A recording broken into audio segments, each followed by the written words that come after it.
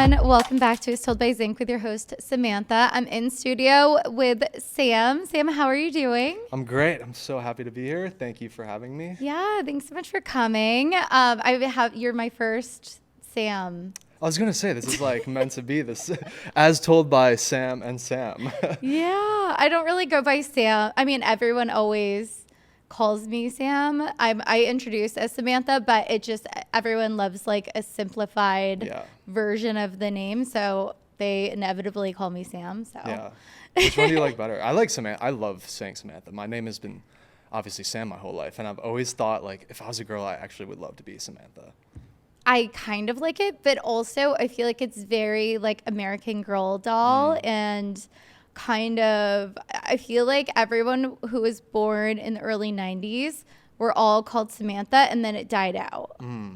Although my friends... Did you have Sammy with an I? Or No, I did dabble with that a little bit in college, but then... And then I would literally put like a heart on the I, and then I was just like, nope, not a Sammy. Not your vibe. I can't do it, yeah. I think I'd like the heart on the I. I think that'd be a good look. But. Yeah, I just feel like I have a vision of like Sammy, and it just isn't aligned with who I am. But yeah, welcome. Thank you. Have so much to talk to you about. It's so funny because I actually had somebody on the podcast. It went live this Monday, but she owns a creative agency too. And it was like, all right, I guess we're just like riding the wave of creative agencies. So you own Mousse Media and then also Mousse University, and we can go into all of those. But as a business owner myself, when I started Zink Talent, I looked to podcasts to like essentially start my business. Smart. I just felt like there was a lot of like free and valuable information. So I want to like pick your brain and try to help other people who are listening if they want to start a business. Maybe after speaking, they'll be afraid. I do feel like it takes a strong individual and someone who stands apart or out. I don't know. Not everyone can do it. And I'm very transparent about that, just going through it myself. So I'm excited to hear your story. Let's start things off. Are you from LA? Like, what is your story? I am not. That's actually, I was thinking about this recently about like where you're from, and obviously that's one of the first questions that people ask is like where you're from. And I was thinking about that for myself, and I feel like with everyone who's moved around a lot, it's like where you're from isn't necessarily like where you're from. Like I wouldn't necessarily say that. So I'm from Chicago originally, was born in the suburbs of Chicago, but so many parts of me have left behind there almost, where it's like I'm from Chicago, but I don't really feel like I'm from Chicago. I feel like I'm more from Alabama because I lived there for, I'm gonna have my southern accent come back. I lived there for 5 years. I went to school there, and that's like where I feel like I was born again, and I feel like more of me came from there. And then I was in Alabama for 4.5 years. I took a little extra time out of school. And then I got out of Alabama, moved back home to Chicago, and I was like, I just feel like this isn't me anymore. Like I went to high school, like grew up there, but it was such a weird thing going back and seeing that like, wow, this place is the exact same, but I've changed so much just from being in, I mean, Alabama's like pretty random, but I was down there and just like, just found out so much about myself. So I was in Alabama for 5 years, went back to Chicago for like a year, and then COVID happened, which was, I think, for everybody a very interesting time. But for me, it was really an awakening of like, wow, this is my life and I have to like do something with this. But without the world moving, without all this, you know, people call it normal, like without all that going on, like what's my purpose? What am I doing? So right out of school, I went back to Chicago, and then after about a year and right when COVID started, I was like, okay, I feel like I need to move again, because being in that hometown kind of vibe just like wasn't really inspiring me. And for me doing creative stuff, it just wasn't really like, I didn't have that same when I was in college, and I'll get into like how I started doing stuff in college because that's where I started my business. But when I was there, I had there was just such a community of everyone going to my school that was like uplifting and positive and very inspiring for me, because I started making videos at school, and I feel like I had unlimited amount of actors that were out because I was just shooting all the parties and all the just all the different things going on at school, that when I left that environment, I was very lost and like alone. So then I moved to LA, and that was about 4 years ago, in the middle of COVID actually, which was an interesting time. But so I've been in LA for 4 years now, and now I'm feeling the same way, where I'm like, am I from Chicago, or am I from Alabama, or am I from LA now? I almost feel like I'm from. So yeah, interesting question, but I'm from Chicago, to keep it simple. Yeah, no, that makes sense. I do feel like I feel like you grow up a little, you don't really grow up in college, but I do feel like where you spend that time for sure. And then being in LA, I actually moved to LA the same time as you. Oh, when? So I moved September 2020. Me too. Like Which September was so, too. yeah, it was a weird time to move because So weird. nothing was really open. But also it allowed me to meet people because there was like more, I guess, people gatherings at people's houses. So it was just a different level of connection. Yeah. I missed out on those because I moved here and I didn't have friends. So I was like, I'm not getting invited to the Oh house my parties or any of gosh. that. So I missed out How on did you that. meet people?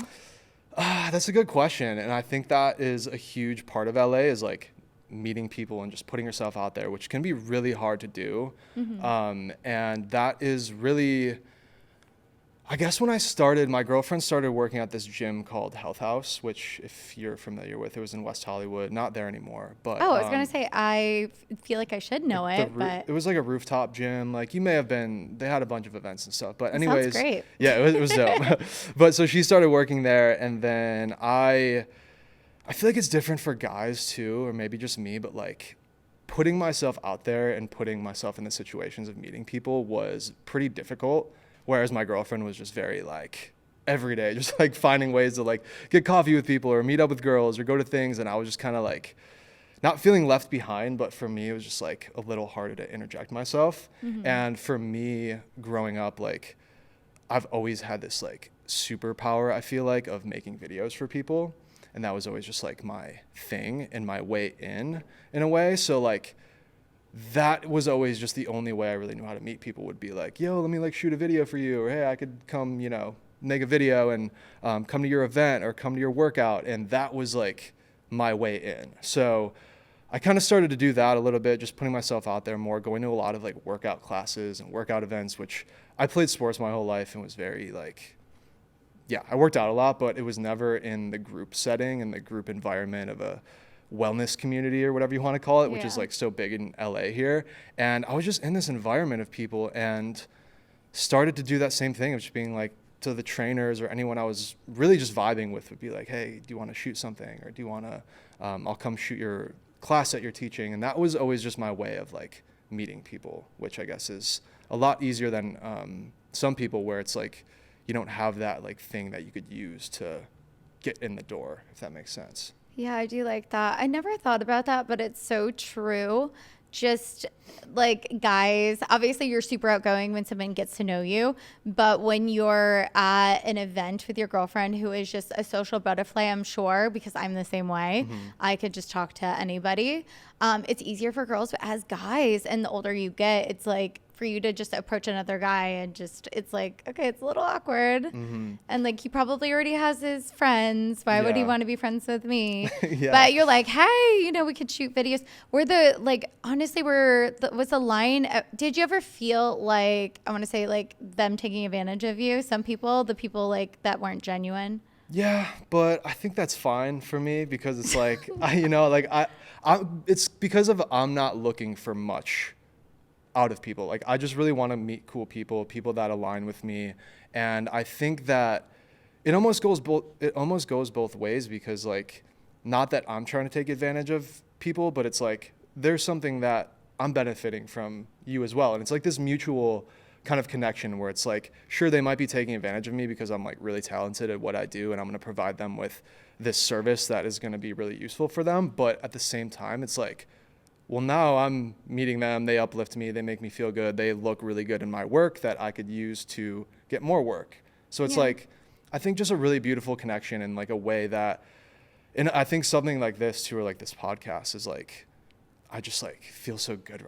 On this side of the camera, this just feels so weird to me, but it also like, I don't feel this happy and like free sometimes when I'm on the other side of the camera, because it's like, can be very transactional in a way where I'm just doing something for someone and then they get their pictures and say bye to me and don't even really know like where I'm from or anything like that, where doing something like this is like way out of my comfort zone and something that I just genuinely like need, because I get so tied up with just doing so much work and all the computer stuff and shooting that sometimes I'm like, I need to talk to somebody. Otherwise I'm gonna like, like I'm just sitting in this bubble, I feel like sometimes, of just like working so hard. And with if you're trying to get into the career of like making videos or even like social media content, a lot of creators now are realizing like, whoa, it takes a lot of work to edit videos and a lot of work to like be posting videos. And you could get really trapped in that just lifestyle of always creating and always trying to do that stuff. But if you don't lift your head up once in a while to like have some normal conversations, or for me, I think of getting in front of the camera like this is like really something that is positive for me. So thanks for having me. No, oh my gosh, I love hearing that. No, it sounds like you're a very deep person and you do look for a little more substance out of life. And I say this all the time. Like, I obviously manage influencers. And while it's really fun for influencers in the beginning because they start getting a following, they work with amazing brands, they get a lot of money, I am so transparent when I say you will not find your sole purpose from social media. It's just straight up. You will find you will be burnt out within 5 years.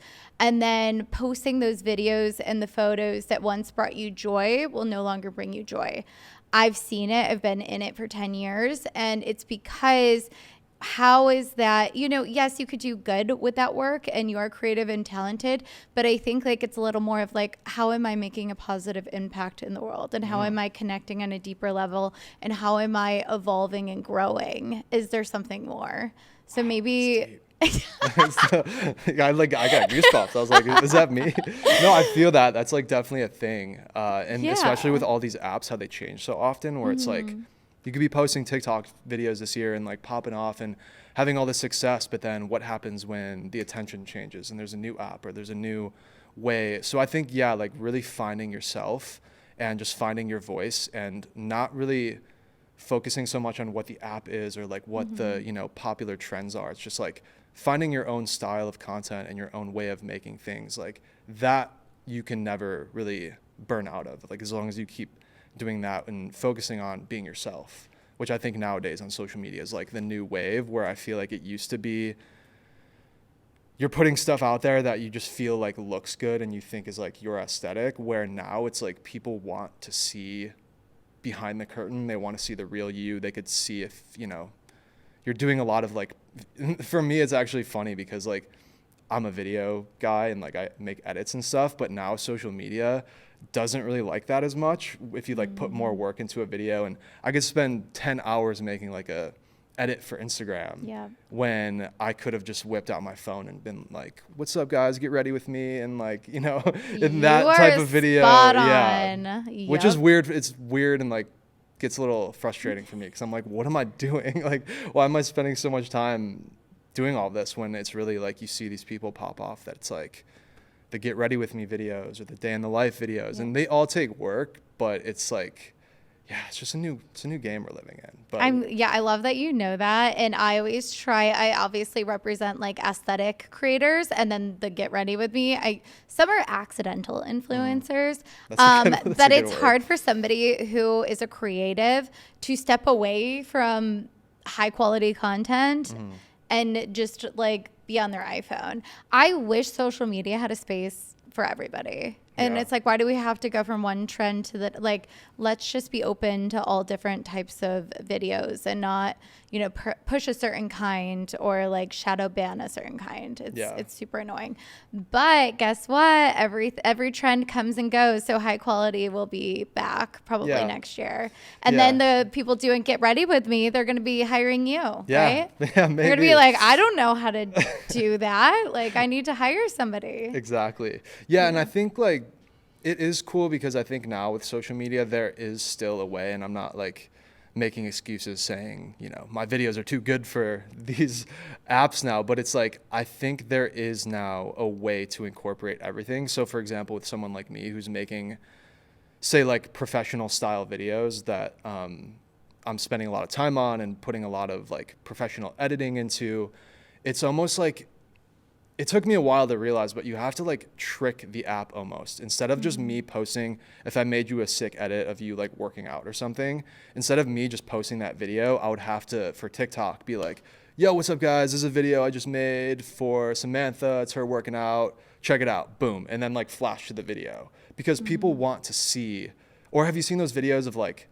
the shot versus the final thing where they show like the BTS? And even if it's not like a crazy big production, people want to see how you did it, or like whether it's like a little digital camera or a huge production, like nice production like this, people want to see that. So there is a way, if you are a professional creator, or everyone's professional now, but if you are like a more advanced creator, there are ways to still play the social media game and take that like authentic way of creating it. There's still a way to do that, but it is it's tough. It's tough. Like you're following the trends, but then you're like still pushing the quality content that you want to. Crazy. I'm telling you, it'll come back though. Yeah. It's just social media. Everything's like recycled and trends come and go, and it's exhausting. Even as somebody who like is a manager, it's so exhausting because then I'm like, I don't know. It's hard with my clients, and I do feel like there's a lot of like mental health issues that come with it too, because I mean, social media, the comparison game, or you're on top and then your engagement falls, or all of your goal brands are working with someone else. It's just, I don't know. It's hard for everybody. And it's a space that welcomes everybody, but also doesn't allow everyone to win, unfortunately. Yeah. And it's weird to think about. It's like a trippy thought I have is like, we're the first generation that's like doing this. You know, like hundreds of years ago, very few people would have the opportunity to have like hundreds of thousands of eyes on them, when now you could just post something and all of a sudden a million people see it. And I just think that, like you said, with the mental health stuff, it's like most people aren't prepared for that, of like all of a sudden one video blows up and it's like all of a sudden you're getting thousands of comments and all these people messaging you. And that could be, you know, good or bad. If it's like a good thing, or if you get canceled and people are like roasting you and threatening you, like either way you go, it's a very weird thing that it's just so normal now for so many people, where if you look at back in the day, it was like, unless you were a big like athlete or movie star, then you weren't really getting that many eyes on you. And I actually think that like even the positive like creators who don't have any hate and they're not being canceled, they still get so much hate. So I think like if you blow up on social media, and I'm talking like really blow up, like Alex Earl, not someone who's like a mid-tier creator, millions of followers. Like there's so much negativity that comes. I have a lot to say about cyberbullying. I will save that for another time. Okay. It's a movement that I am very passionate about. Canceling that. Yeah. What do you think to do? What do you think the first thing would be to do, like from the app, or would it be, because I feel like it'd be hard to just all of a sudden have the entire world stop cyberbullying, as opposed to like having the app have restrictions on it, or having like, are you trying to, do you think that route is better, to have the app be more involved in like blocking things that may be cyberbullying? So little teaser, because it's being announced May 15th, but I did a little something. Is that how teasing are we being here? No, I mean, I have something that's going to be announced May 15th, and it is going to be a very large movement dealing with cyberbullying. No one's talking about it, so I'm stepping up, and I can't give too much away because my PR will kill me, but you will find out that, stay tuned. I'm glad we got to tease it on here. Hell yeah. I know. What date is Monday the 10th? I'm probably in big trouble with disclosing that, but I just, because it's for the younger generation too, and I see a lot of even reality TV stars are just being like canceled, and it's too much. But let's jump into you starting your business. It sounds like you started getting, I mean, one of the questions is like, how did you start getting clientele? And it sounds to me like you have this talent, you know, you have a talent. You moved to LA, which is the hub of social media, video creation, entrepreneurship. Everyone needs a videographer. And it sounds to me like you started just networking to start building your roster. Do you have a team? Tell me about Mousse Media. Yeah. I mean, man, I just am so blessed and grateful that I have something that I am so passionate about. I think I'm good at, and I really enjoy doing. And I've had it since I was a little kid. Like, since I was a little kid, all I wanted to do was make movies and create. And it's just so trippy. That's like what I'm doing right now for my job and for my life. And when I was a kid, I was like doing the exact same thing. But it is so weird because when I was a kid, there wasn't social media, there wasn't phones, there wasn't any way to easily document things like there are now. I probably would have been in some trouble if I had a phone and all these apps back then. But yeah, when I was like, as far back as I could remember, I was like 5 years old, and I think it started with me. I would have like family parties, and I would just get all my cousins and like be directing them around and like taking my family's VHS camera, and for no reason, like nobody telling me to do this at all, would just be like creating these whole like little movies. And the technology was very limited. I was actually like filming it on a VHS camera and like pausing it every time for a new scene. And my parents are just like, what are you doing? Like, all my relatives, and I would bring all the kids up. We would like show the movie or whatever I made. And I think from that point, I just like knew that this was a calling. But so that obviously, you know, most people don't start their careers at 5 or 6 years old. But after that, I always just kept in my back pocket this passion and ability to create videos. But the environment I grew up in was very like super traditional, just like go to school. I played hockey my whole life, so it was like go to school from 8 o'clock to 3, which I don't know how I did for my whole life. Like, crazy. But after that, then I would just go to hockey practice and just be so busy with life. I don't know about you, but like I just feel like my childhood and my whole career of going to school was just so like, I never felt present or aware of like what was going on. I was always just like so on to the next thing and just head down, like doing whatever I'm told, do your homework. And I just remember like running away from everything in my life. I would just hate everything that I was doing. Every morning was like dreading going to school, dreading sitting in classes all day, dreading, you know, even going to hockey practice. I was just always so tired and like not happy doing anything until I had the opportunity to make videos. That was always like my escape. If there was like a school project that I could make a video for, it was like probably the only thing I got a good grade on is if I could make a video. So I started just doing, I didn't like fully pursue it just because again, there wasn't like, I don't think YouTube even came out till I was in like middle school, high school. So there wasn't any like full avenue for me to go with my creativity. And my parents were always very supportive. I would always just be like, I'm going to make videos one day, make movies one day, but nothing ever came of it. And then high school, same thing, was just like going through the motions very much so, and not really like into anything except for when I could like, actually not even like totally make videos. It just became like anything that would be entertaining outside of school. Like whether it was like getting in trouble or partying, like I just wanted to do anything other than be in school or like be in my high school life. So I guess that takes me then to, and this isn't just my life story. This is like how I started my business, I guess. Mm-hmm. But by the end of my high school career, I was really just like I said, super burnt out with everything. I knew I wanted to play hockey, but was also seeing the end of the road with that. Cause I was like, I'm not built for this. Like with hockey, especially, you have to just keep playing and traveling and like just going down a wild road. But the University of Alabama reached out to me, which at the time I never even really heard of other than the football team being really good. Mm-hmm. So I got kind of reached out to by their coaches. They were like, hey, we have a D1 club team, which you could walk right onto. You don't need to like go play juniors or anything. So come check out the school. So had no idea what I was getting into, but I went to visit the University of Alabama, and when I was there, I just like felt like I was in heaven because it was just far away from home, a lot of parties going on, a ton of people there.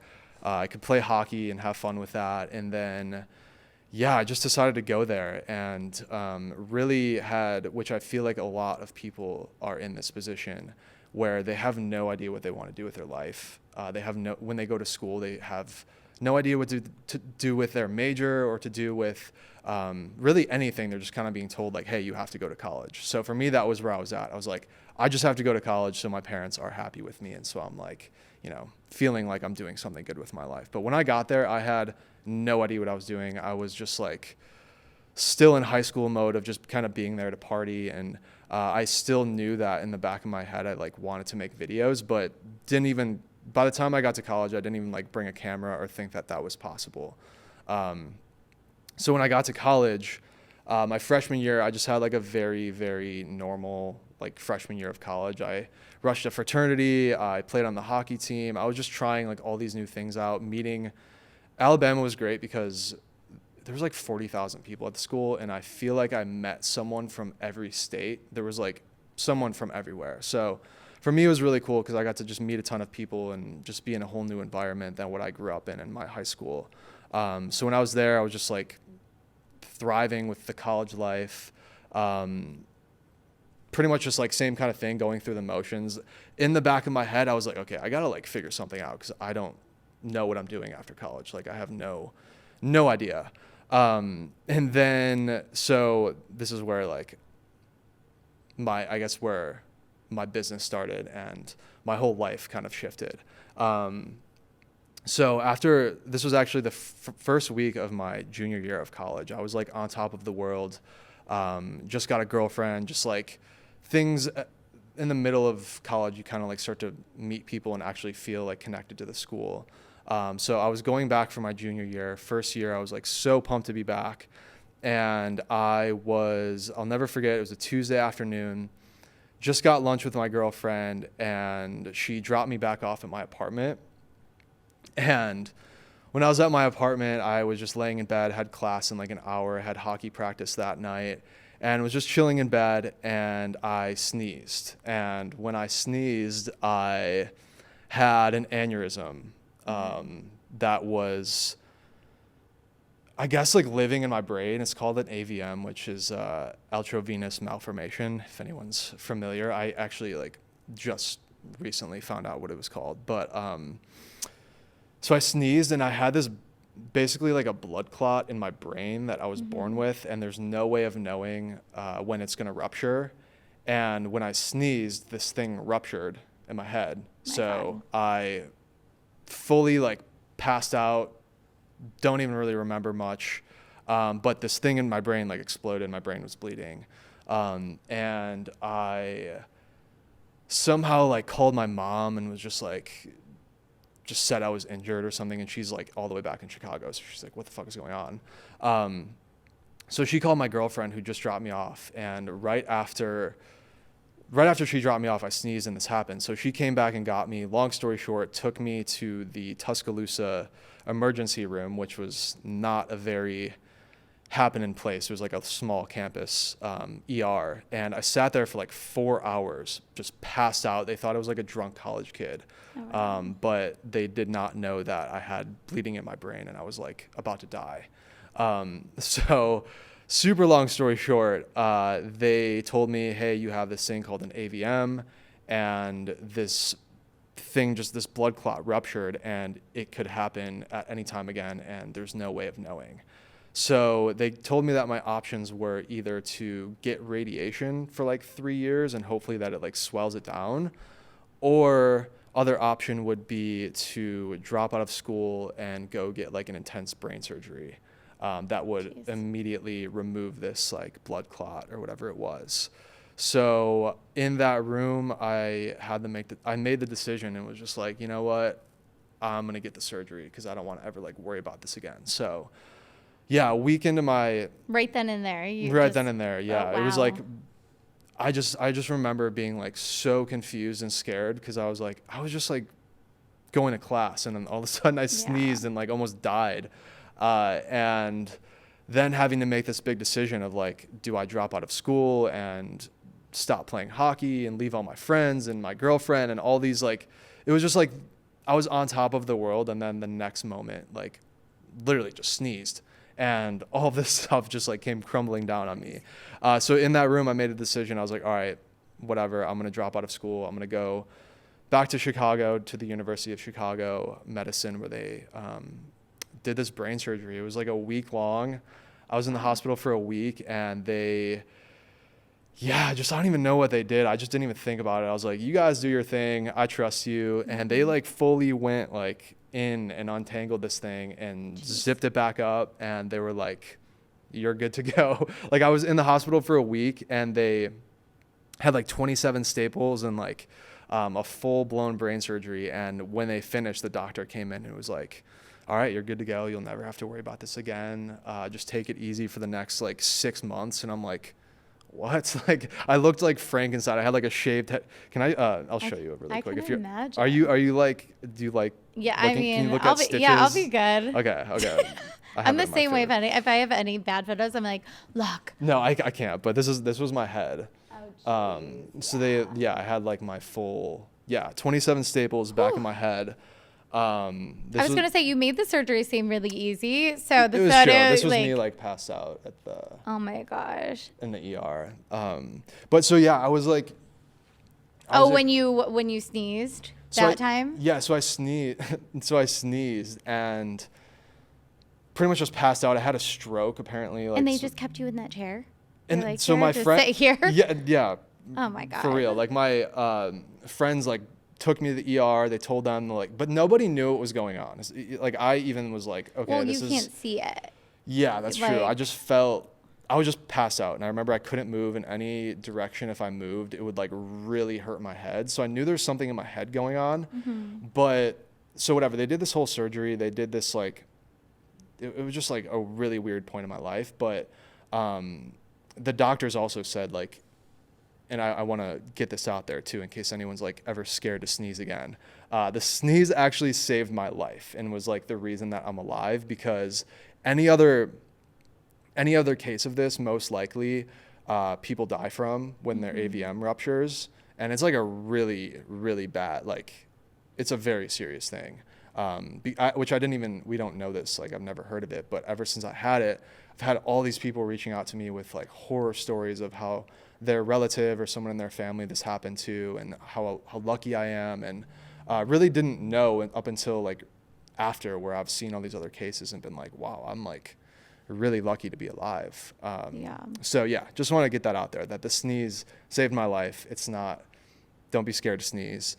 Because after, still, like, even to this day, I'll sneeze and be like, am I all good? Like, but PTSD. So yeah, for real. So that happened, and back to the business. That's like really when you had to quit. You know, the irony here is, like, listening to you, you were like, my whole life, like, it was just routine, like, planned. Mm-hmm. Like, you didn't really have like a say, it sounds. You kind of just did what society told you or what your parents told you. But then this, I mean, obviously it's a horrible thing and I wish it didn't happen to you, but it allowed you to go on a path that you always wanted to, it sounds like. Yes. So that is where I guess the story picks up. And whenever people ask, like, when I started doing this or how I started my business, this story ends up coming up, I feel like, because at that moment, I remember just even being in the hospital, it all hit me, because I was having those thoughts of like, why did this happen to me? Like, what is my life? Why me? Mm-hmm. And meanwhile, I'm sitting in a hospital while like all of my friends are back at school partying and having just the best time ever. And I'm like, my God, why is this going on? But then it all hit me and I was like, oh, this is finally my way of just being able to make videos and being able to be free and not have class and not have hockey and not have anyone bothering me. Like, I could tell anybody, like, fuck off, I just had brain surgery, I could do whatever I want. Like, so I fully feel like I took advantage of all the time that I had, because after the brain surgery, I dropped out of school and I still couldn't like see anything it was actually crazy. It was like exactly a year, because I guess where the thing exploded, it was in my like optical nerve or wherever. Mm-hmm. So that I couldn't like my vision was very affected. So when they did the surgery and all that, it was right there. So after the surgery, I didn't get my vision fully back for like a year. It was like the weirdest thing. And the doctor said, after a year, you'll be fine. And I swear it was like the day of a year. And I was like, I woke up and I was like, I could see, which was, yeah, it was just a weird year. But I had all this time. I wasn't in school. I wasn't doing anything. Like I just pretty much chilled at home and was like looking up, got all my old video equipment out, looking up, and which is also weird because I never was fully doing it because there wasn't like the opportunity to with social media and posting stuff. But right when this happened was like right when Instagram allowed you to start posting videos, and they started coming out with like, I guess it was mainly just Instagram, but like that's when Instagram kind of hit its like influencer peak where all these people started doing that. So that during that period of me having this brain surgery, I was like watching all these people and I was like, oh my God, like I could post videos now and like people could see them, and there's these influencers and this whole world that was just not there. And I think this whole thing is just so, it's just trippy for me because like I said, I was doing this when I was a kid, then ended up not really like fully pursuing it and living like a normal kid life or whatever, and then having this brain surgery. And then at that time, social media had just evolved. So I was like, it was just perfect timing for me to be able to do that. So after just like waiting for my head to heal and all that, I went back to school. I actually went back to school I went back to school the semester before without being in school because I told my parents like, I want to just go be there so I feel better and like I'm around people. And it was honestly like so sick because I went back and I didn't have any classes and everyone was just like in school and I was just off to the side making videos. Like I would only go out, like I would just go out and film stuff, and then like that was like my school. So at that point it was just like full blown off to the races, starting to do this like full time. Cause from that moment I just knew, I was like, I will never do anything that I don't want to do ever again. I just wanted to fully, and all I really wanted to do is make videos. So when I was at school there, I went back and basically just started filming anything I could. Like I would bring my camera to all the parties, all the bars. There was actually like randomly at Alabama, they had a lot of like pretty good artists come through to like all the frat parties and stuff because they had like budgets to just pay for these big parties, and they would have all these like artists. And I remember someone was like, hey, like why don't you bring your camera and like film that? It was like the first one I did was actually who was it? Travis Porter. It's like 3 guys, and a few of their songs are like yeah, I'm not gonna sing on here, but so I remember though I was just like snuck onto the stage with my camera. I just like walked on stage and had this camera and just had this like feeling. I think I started like crying because I was just like, yo, this is like it. This is what I was meant to do. I just felt so at home being on the stage, but like with a camera. I wasn't like performing, obviously, but I just felt so happy to do that. And I was on stage just like filming this whole concert. Went home and I told my roommates, I'm like, dude, this is what, like, I just found it. Like it was, for my whole life, didn't really have a clear direction. And I feel like I found it by filming all that stuff. So that evolved. I started the business, Mousse Media. My name, everyone calls me Mousse, which was like, I don't even really know how it happened, but I just basically like put 2 and 2 together, Mousse Media. It sounded good. So I went with that. And I just like, same thing. It's funny. I'm doing the pretty much same thing I'm doing in LA, but it was like a college version of me where I was just going around having fun, meeting people, saying yes to opportunities, obviously still going to school and stuff. So I wasn't like full-time doing it, but it was just all I wanted to do. And all I could think about was like how I could get my camera out and started filming people. So I ended up doing one of the first thing that I did that I was like, oh wait, I can make a lot of money doing this was sorority video at Alabama. I don't know if you're familiar with like sorority videos at all. Yeah. But I remember my girlfriend was like, yo, my sorority's looking for someone to make the recruitment video. And I was like, what the hell is that? Like, had no idea. And I remember kind of being like, oh wow, I don't know if I could do that. That's like a lot. And that was like a huge challenge for me. And she's like, all right, well, you know, they'll pay you like $2,000 or something. And I remember just being this college kid. I was like, what the fuck? Like, no way. Like, people pay me to make videos? Like, Yeah. hell yeah. So I filmed her sorority video, which was just like 50 girls dancing around. And I was, I was like, this is the best. Like, I was like, what is my life right now? I'm just like filming all these girls dancing around.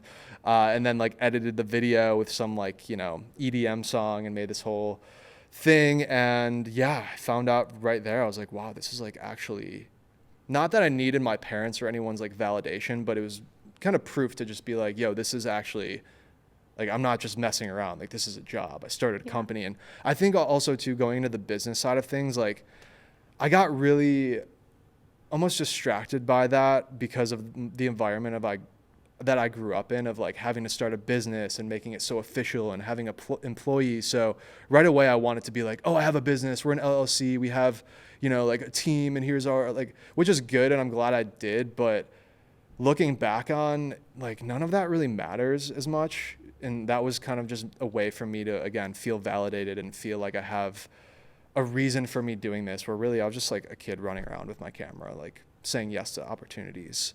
And that's still what I'm doing right now. And I have, obviously grown and like developed more of the business side and the back end, but it's really just like, I'm just doing what I enjoy doing. And I think that it is just based on me aligning with people. And I don't even really, especially out here, like I don't really reach out or ask to be involved in things. I kind of just like wait for people to come to me and just like do my thing. And I have full faith that like the right opportunities and the right people will attract to me. And it has, and I've had no issue doing that. And I think that stems from me just being myself and me being like easy to work with and just someone who I'm not really like trying to get anything from you, especially money, which I think a lot of, and we could get into, of like people who are trying to start their business or if they're trying to get into videography or content creation, is like, sometimes you need to be very flexible. You always need to be very flexible and easy to work with, especially when it comes to pricing and booking and all of that, where in a city like LA, people are just always on the go, like looking for people to work with. And if you're too complicated about like what your rates are or your booking process, and people may just like move on and just find other people that are easier to work with. So for me, I think I've had a lot of success because I've just been very go with the flow and still professional, but very like adaptable, because people don't always have a full team to have like a full budget and concept and all of these things mapped out, where I try to just really treat everything as a new opportunity. And no matter what I do, even if I'm not making a ton of money from it, it's going to lead to so many other things. And probably why I'm sitting here right now talking to you is just a result of me saying yes to a lot of things and going with whatever's brought my way. And that wasn't always huge money opportunities. A lot of the time it's just like stuff that I think aligns with me. Yeah, I think relationship, like less transactional, and like, I don't really care about your project, but I'm here to film and get paid. It's like, you obviously care about the project that you're working on, the people that you're meeting. It's not just like showing up for the paycheck. And I think, like you said, to your point, you make more clients that way, and they're just, genuine people that maybe you become friends with them as well. So, and it makes it more fun. I think when it's super transactional is when you feel that burnt out. And like, do I love what I'm doing anymore? It sort of takes the passion out of it. But if you're like, whoa, I love this brand, or I love this creator, or I love this music artist, then you get that spark back. Yeah, right? that's fully where I'm at now. And a lot of people don't have the option of it. You sometimes need to work with whoever you can, and sometimes it's just like not the most fun or the most relatable people to work with. But I'm at the place now where I have worked so hard and I've had so many gigs and opportunities that I've done, that now I can really just, exactly how you said it, like I just want to work with people that I'm friends with and people that I feel like I align with. And I think that's even how I connected with you, is like I see the stuff you're doing and I'm like, that's so sick. Like I want to be in the room or in the network with people like you, who are just like doing not the same thing as me, but like I feel like our values and our motivations and all that align. And I really appreciate that. Yeah. I mean, that's a cool thing about LA, right? I mean, everyone that I meet that comes on the podcast, I'm like, whoa, everyone in LA, I'm from New York, where it's like all corporate, really.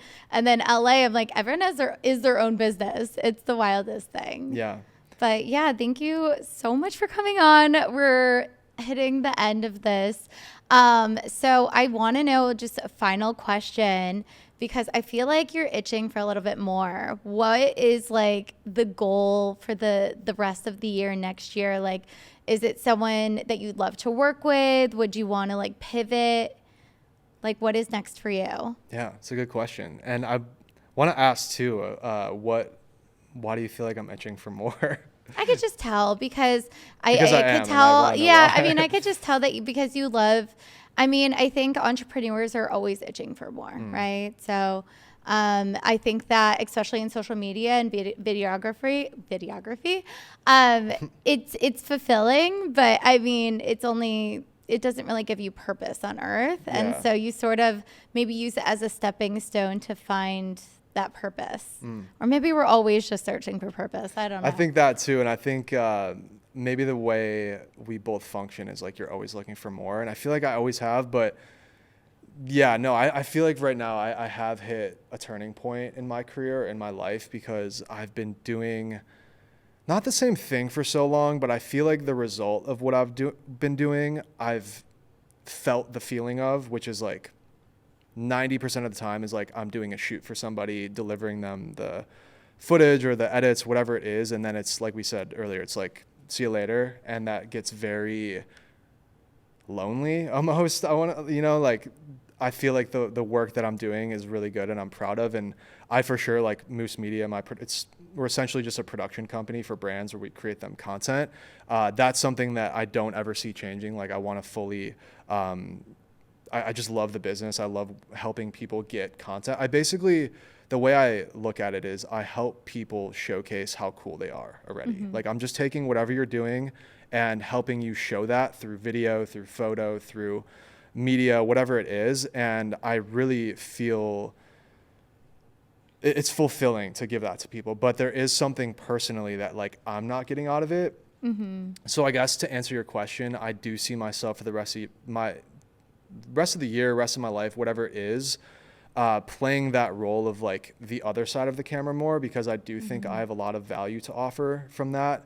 Not just through my story, but just like also through my network and all the like people I shoot with. And I've started to do this where like we'll shoot and then I'll just like interview them for a few minutes just because like I'm working with such cool people and I have the ability to just like get them at such a good point when people come to shoots, they're looking their best, they're feeling usually their best. Like it's such a unique moment for them that, I'm just trying to get more out of that. But I feel like for me, more mentally and personally, like I just feel better doing something like this, or even just having like a conversation with you that I'm not fully getting when I'm just like shooting for people and leaving. So I think for me, like I really want to connect with more people, do more stuff outside of my comfort zone like this that I really just think will help me with my other jobs and stuff. Like now after this, I'll probably be dying to like get back behind the camera and be like back on my end of it. But I think stuff like this and getting my story out there to also inspire, like I don't really want to like tell people what to do or like what not to do, but I think there is definitely like a community of people out there who have no idea what they're going to do with their life, especially in that whole college world. And I feel like my story is a really good example for people to just be like, look at this kid who like had brain surgery and just started making videos and like, I'm doing okay. There's a lot of options out there. So I really want to get that message out to people in whatever way possible. And other than that though, just I think this world of entertainment and content is just like perfect for me.